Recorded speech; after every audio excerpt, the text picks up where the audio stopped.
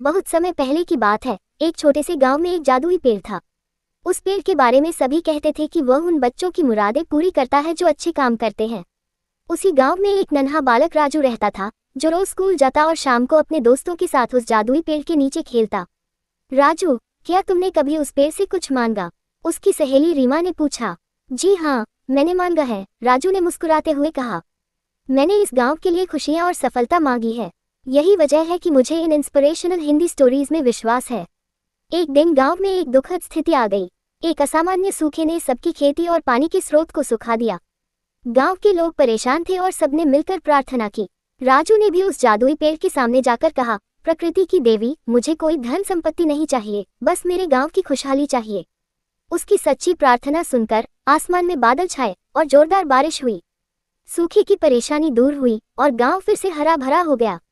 राजू की इस हिंदी कहानी से सबने सीखा कि सच्चा दिल और उदारता हमेशा संकट के समय में काम आती है। उसका ये कहानी आज भी हिंदी की कहानियों में सुनाई जाती है और गांव वाले आभारी हैं कि उनके पास ऐसे बच्चे हैं जो गांव की भलाई के लिए सोचते हैं। गांव वालों की प्यार और आभार की भावना ने उनके दिलों में नई आशा जगा दी। राजू का उदाहरण देखकर सभी ने अपनी सोच बदलना शुरू कर दिया। अब वे समझ गए थे कि सिर्फ अपने लिए नहीं बल्कि सभी के भले के लिए काम करना ही असली खुशी की कुंजी है। उसके बाद से गांव में हर शाम सभा होती, जहां सब लोग मिलकर गांव की तरक्की के लिए योजनाएं बनाते। राजू के प्रोत्साहन से सभी बच्चे भी स्कूल में ज्यादा ध्यान से पढ़ने लगे और बड़ों ने अपनी खेतों को और बेहतर तरीके से जोतना शुरू कर दिया। समय के साथ राजू ने देखा कि जादुई पेड़ अब केवल एक पेड़ नहीं रहा था, वह गांव की एकता और साझेदारी का प्रतीक बन गया था। पेड़ के नीचे रहने वाले हर खेल, हर मजाक और हर कहानी गांव की सामुदायिक ताकत को बढ़ाती गई। सालों बाद जब राजू बड़ा हुआ तो उसने संकल्प लिया कि जो प्रेम और सहयोग उसे इस गांव से मिला, वह उसकी अगली पीढ़ी को भी मिले।